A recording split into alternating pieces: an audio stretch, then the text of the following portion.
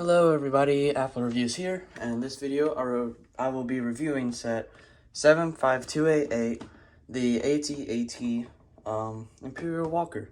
And this set comes with 1,267 pieces. It is rated for ages 10 and up, and it retailed for about 160 when it came out, but now it goes, like I know at Walmart, it's for $152, so it's a little bit cheaper than its original price, but it's still a steep price for what you're getting here. So yeah, on to the minifigures. So starting off, here we have not necessarily the boring characters, but the less desirable of the set, of course. The desirable ones being Luke and General Veers. But these minifigures are still great. You get two AT-AT pilots, or not really pilots, drivers, and you get two snowtroopers as well. So, as you can see, of course they're identical. The two AT-AT drivers are identical, and the two snowtroopers are. But I really like the new snowtrooper print, and some people don't like that they have the sort of tan-ish hands. But I kind of like it because it's like they're wearing mittens since they're out in the cold. And the back printing is nice. You can see some sort of tech on the back, and then like it may be a holder for some food or something. And then on the front, it's just got some more standard Stormtrooper-esque printing. And, whoops, a little bit of a cape or cloth down there too. And the AT-AT driver has some nice tubing going down from the very top all the way to the bottom near their legs. They got some nice pouches. And I actually really like that print going down the middle where it has the tubing right there. But sadly, my hips, oh wow, I just realized that. On this AT-AT driver, they were misprinted. You see the tubing's off and then the rest of the print is slanted weirdly. But everything else was nice. Around the back, you've got some more tubing, and then you've got some more sort of parts of their armor and stuff. But the only problem I have with these helmets for the AT-AT drivers and the TIE pilots is that it leaves the back of their head open, so you can just see their skin showing, which is inaccurate to the movies. And it kind of sucks that LEGO really hasn't fixed it, and I think it's a problem that they should fix. And either they fix it by making a new helmet, or just printing black on the back of the heads of whatever person is, or gray, depending on the helmet color. So now removing their helmets, you can see that they all have different face prints, which I love. That is great. And you can see on the very left, you got just a sort of stern look or concerned. And then you've got, this kind of reminds me of Crosshair, or maybe Echo. It just reminds me of their face from the Bad Batch. It's just in a sort of white skin tone, not like their sort of clone skin tone look. And then for this one, you've got the Lex Luthor face, which is reused a lot. And then for this one, it's, I don't know, it's different. It looks cool. It's sort of like a confident smirk expression. And the snowtroopers, of course, come with normal blasters, and the two AT-AT drivers come with just some pistols, sort of. So here we have General Veers and Luke Skywalker, and I love the new sort of hat helmet type thing used for General Veers with that printing. I think it looks great. And Luke comes with his normal Red 5 helmet, and it's just that same piece that's been used for years now, maybe decades even, for LEGO. I don't know. But anyways, Luke comes with a thermal detonator and, of course, his handy lightsaber. So it popped off. And General Veers comes with a pair of binoculars. And the printing on both of them is very nice. You can see Luke has a lot more detail for his jumpsuit type thing, his pilot suit. And you can see some tubing going down on the side. He's got some pouches. Looks like he's got some explosives right there or something. I don't know. He's got more tubing. He's, of course, got that pack right there that kind of lets him control the suit, I guess. And General Veers on the front has some armor, and so you can actually see his general rank right there. You can see the red dots going across and the blue dots for his rank, which is what they use in Star Wars to determine rank. And then on the back, Luke has some of that white printing on the front, and General Veers has more armor printing. So taking their helmets off, you can see that they both have alternate face prints, which is nice, because none of the other characters included in the set do. But Luke has a face print where he has his visor up, and he's just sort of smirking, maybe a normal smile, or maybe a less or awkward smile. And of course at the front, he's just got a confident look. And General Veers has a smirking expression. He's probably very confident and like, oh, the rebels are going down. I'm gonna kill them with my AT-AT. Except, you know, Luke does what he does best and kills the Imperials. But on the front, he just has a more stern look. And here's what they look like. Where did Luke's helmet go? There it is. And I dropped it again. Here's what they look like with their helmets on, if you were wondering. So starting off with one of the smaller builds, we have the E-Web Blaster. And this consists of 3 of those gun blaster pieces used in the Marvel wave and the Star Wars wave. And it actually has that piece used for the, I don't remember what it's called, but it was in Season 5, the Possession season of Ninjago, that they used this piece for the blades, arrow blades, I think, something like that they could kill the ghost with. And that's being used in a grayish clear color for this instance. And then at the back, you've got a sort of bigger blaster piece that's used to allow a stormtrooper to hold on to it, or snowtrooper, so they can fire away. And at the top, it's got a 1x2 jumper plate with a roller skate piece at the top, just for some detail. And then it's got a black lightsaber piece with a sort of cone piece.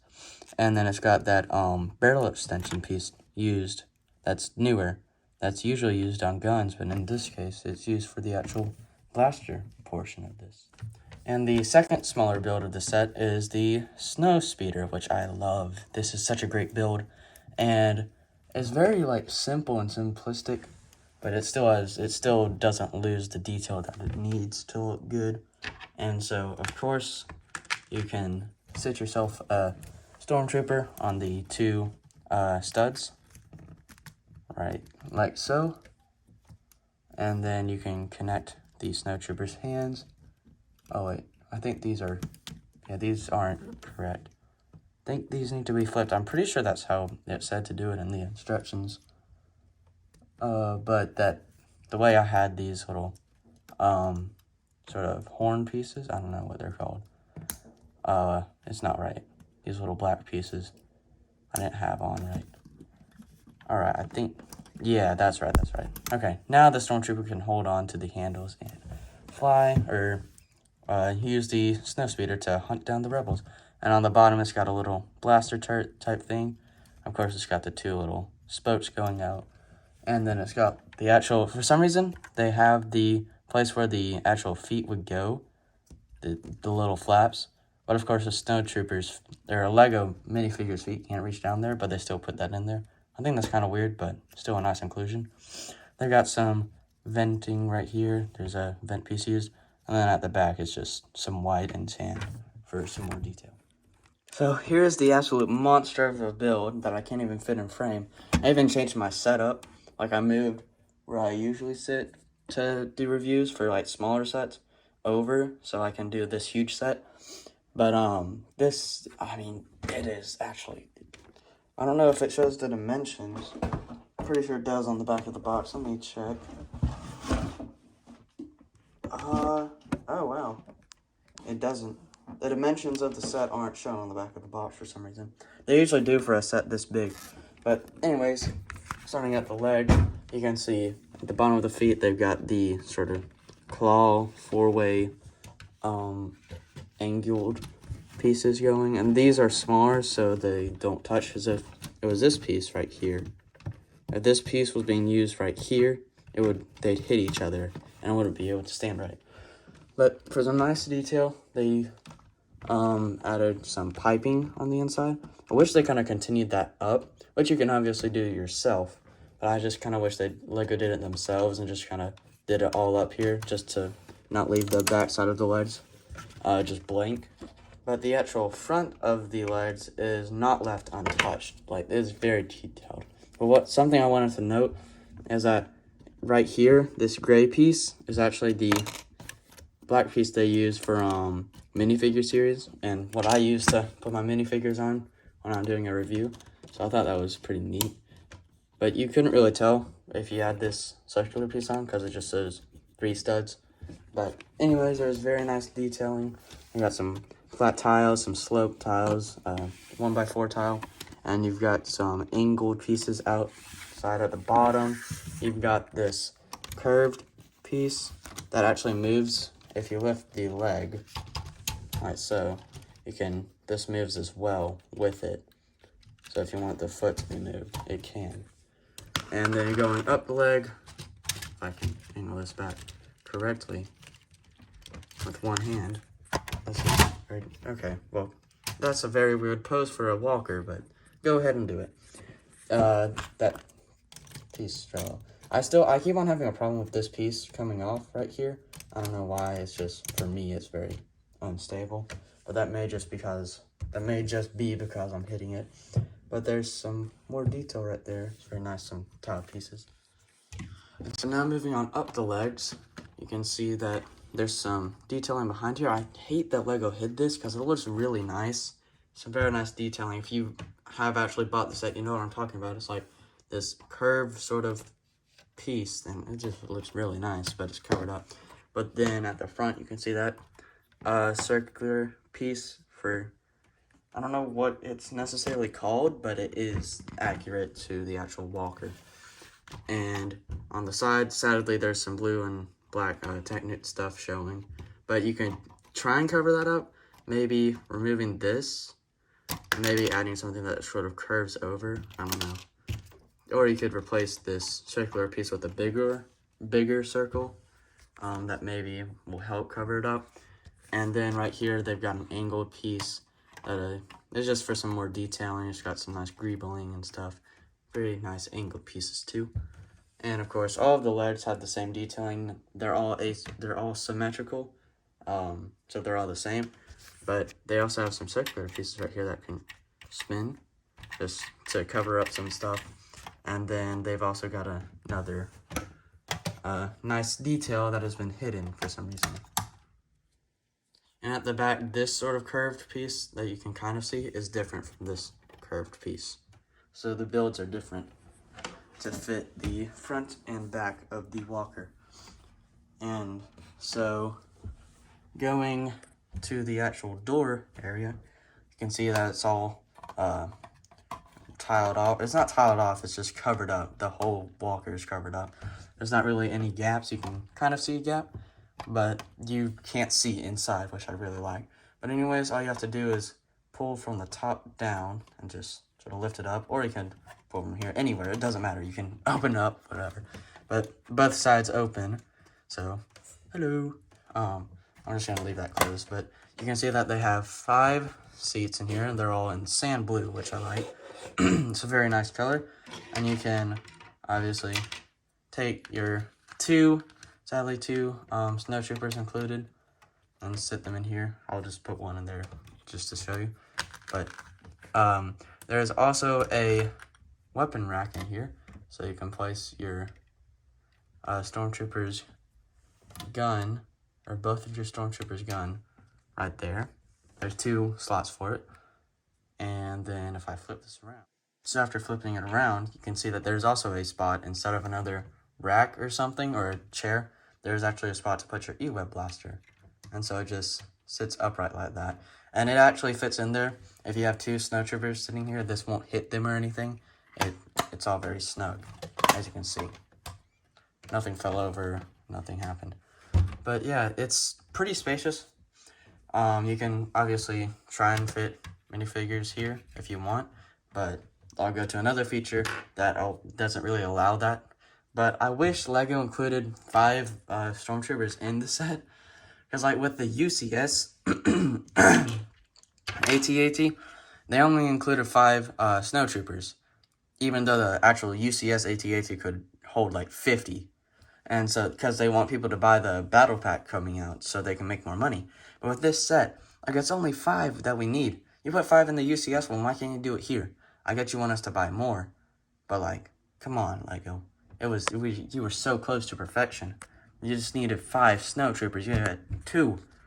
Now we have to buy the battle pack if we want to fill this out. I don't like that. But anyways, I might buy the battle pack just to fill this up. But whatever. Turning this around though, you can see that at the back, if you lift this little piece on a hinge, that has some nice detailing. It's sort of flat, but it has some studs showing just so you can tell that it's Lego. You can actually pull this whole thing down, which was very nice too. I love the detailing. I love this big circular tire piece or rim piece used. And it's got some nice clip pieces angled out, and you can actually just pull that down. It's on a ratcheted joint. And now what you can do, you can see in there is 2 sort of slider pieces, as you can see, that little gray piece. That'll actually hold on to this. It'll go around this little blaster piece on the snow speeder, and you can just insert it in like so, and just close that up. And there you go. You've got your E-Web Blaster and Snow Speeder inside the AT-AT. I also wanted to note that these panels on the side, this one right here, they're on 2 ball joints, so they can move a little bit. And this one can too, it's on either side. But they're really supposed to be angled in.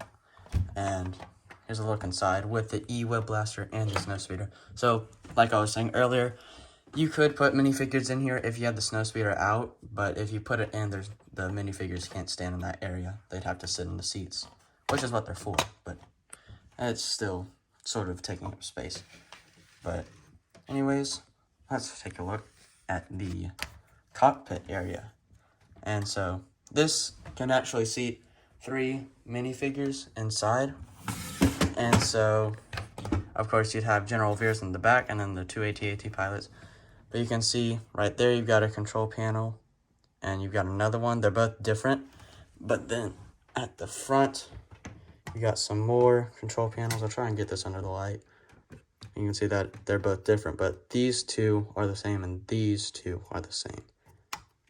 And all of this cockpit stuff, the way it's angled is on ratcheted joints, so you can bring this out if you want to make it look sort of weird, but you can just, of course, fold them back in and close it up. And there, now you've got your big AT-AT. So now with General Veers and the 2 AT-AT drivers in, it is a very, very tight squeeze. And what I had to do to get them all in there is I just, unfolded the whole AT-AT. And then I put the 2 AT-AT drivers in first and then General Veers.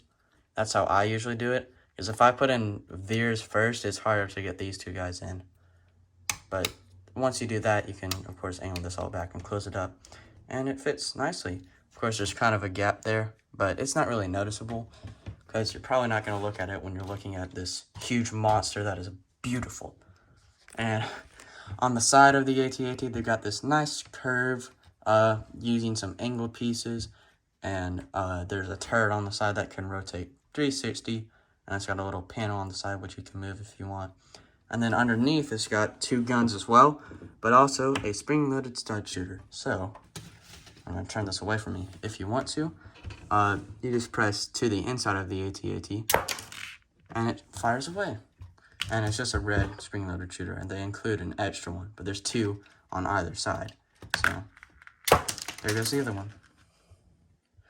And so, the actual AT-AT head is connected to the body by some Technit stuff.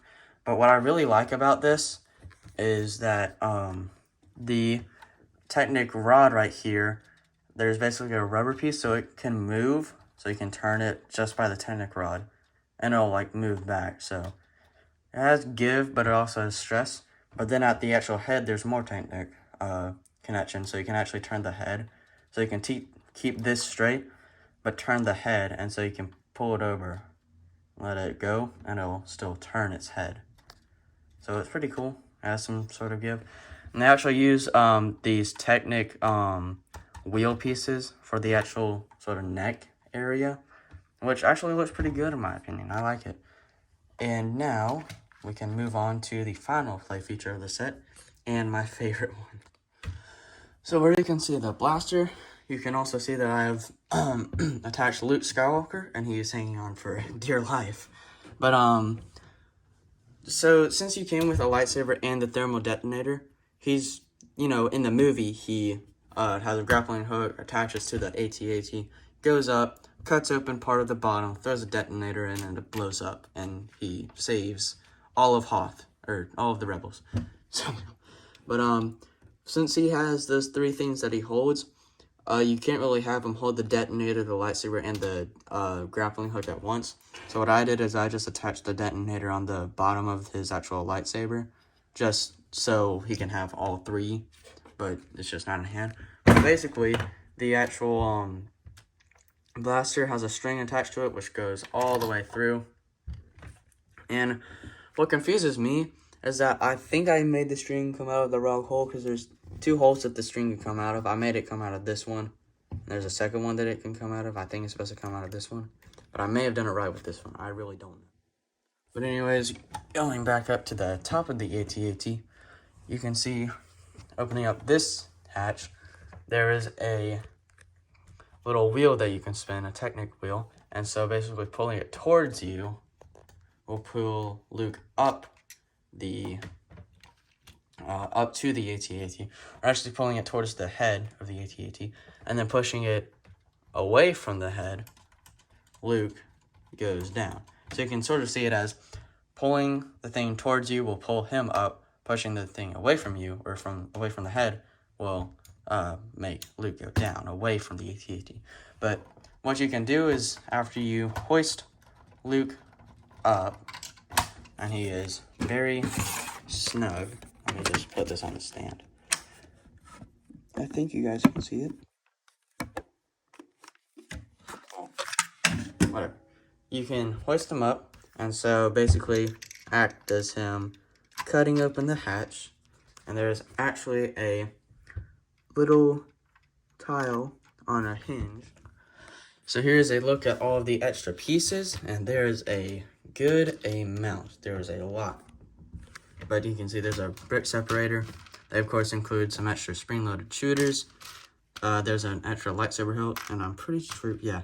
There's an extra thermal detonator, so if you're like me and you haven't really gotten any sets that have these in them, you can obviously use this on another Star Wars character if you want.